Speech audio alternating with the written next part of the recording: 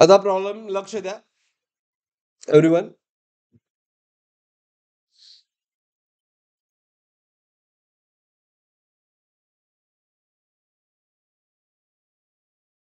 लक्ष द्या.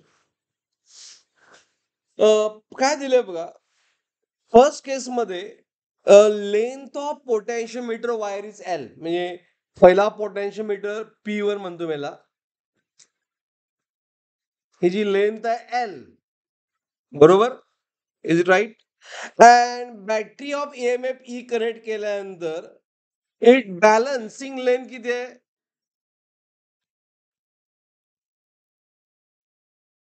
Balancing length आहे L/4, बरोबर, is it right.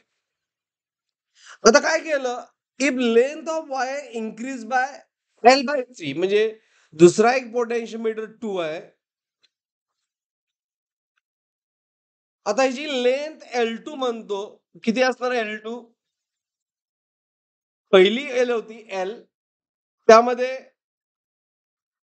L/3 add करा, कारण इन्क्रीज बाय L/3. मग किती झाली सांगा length? Cross multiply 3L plus L, 4L/3, बरोबर, इज इट राईट. आणि बॅलन्सिंग लेंथ विचारले,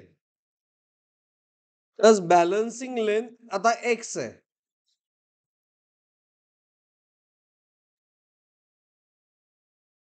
बॅलन्सिंग लेंथ X आहे, राईट. आता सांगा यामध्ये is it EMF change? No. Is it right? EMF changes केलेलं आहे ना. मग यामध्ये balancing length, length of potentiometer EMF E तर चेंज केलेलंच नाही, फक्त बॅलन्सिंग लेंथ आपण फाइंड करायची आहे for new length. Is it right? मग any one of you answer काही. पहिल्यांदा किती आलं? L/4 आलती बघा.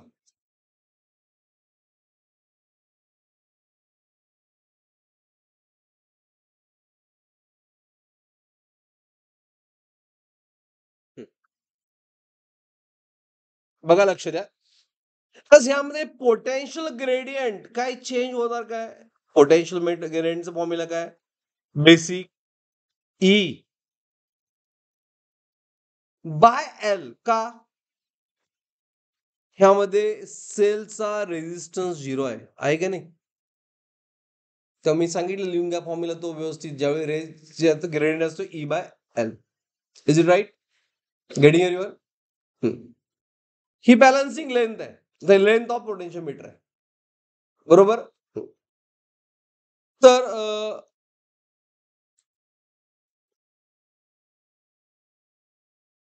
बॅलन्सिंग लेंथ X झाली. बघा लक्ष द्या.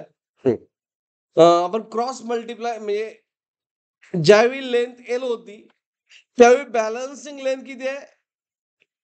L/4 आहे. ज्यावेळी लेंथ 4L/3, पोटेन्शियोमीटर मध्ये काही चेंज झालं नाही, त्यावेळी बॅलन्सिंग लेंथ विचारलंय.